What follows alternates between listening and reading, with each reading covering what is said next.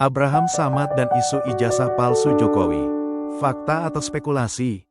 Mantan Ketua KPK periode tahun 2011 sampai tahun 2015, Abraham Samad, pada tanggal 19 Juli tahun 2025 lalu, baru mengetahui dan sangat terkejut bercampur heran dengan penetapan dirinya sebagai salah satu dari 12 orang terlapor pada kasus pencemaran nama baik atau fitnah terkait tuduhan ijazah palsu mantan Presiden ke-7, Bapak Joko Widodo. Kenapa bisa begini ya?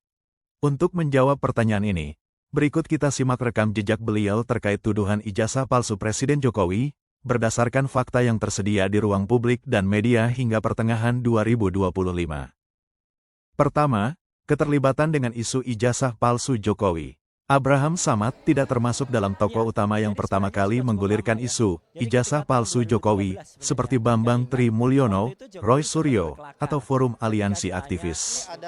Namun, pernyataan dan sikapnya di media serta forum publik menunjukkan bahwa ia 1. Memberi dukungan moral terhadap pihak-pihak yang menggugat keabsahan ijazah Jokowi. 2. Menekankan pentingnya transparansi dan pembuktian objektif di pengadilan.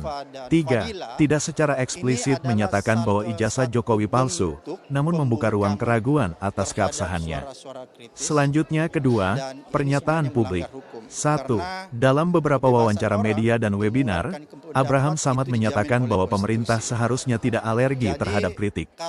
2. Ia mengatakan bahwa jika memang ijazah Jokowi sah, mestinya tidak perlu ada ketakutan untuk membuktikannya secara terbuka di hadapan hukum. 3. Pernyataan ini sering dikutip oleh kubu yang meragukan ijazah Jokowi, meskipun ia tidak pernah menyatakan tuduhan secara langsung.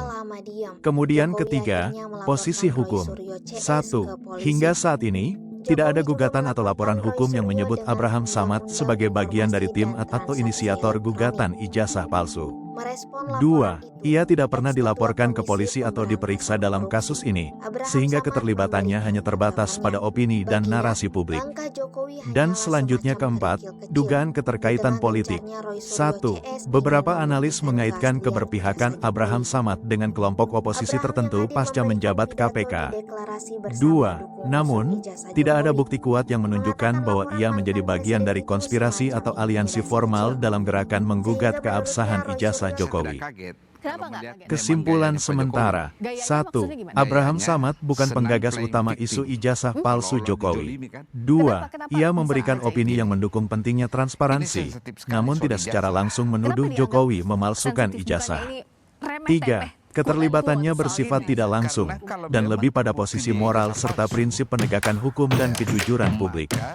Namun demikian, pihak penyidik tentunya sudah mempunyai alasan kuat untuk menetapkan beliau sebagai salah satu pihak terlapor dalam tahap penyidikan perkara pidana pencemaran nama baik atau fitnah terhadap pihak pelapor, Bapak Joko Widodo. Semoga keadilan dapat ditegakkan sebagaimana mestinya. Bagaimana dengan pendapat Anda? Hukum tidak diasarkan narasi dan asumsi tapi bukti data, fakta, dan saksi. Damailah selalu Indonesia.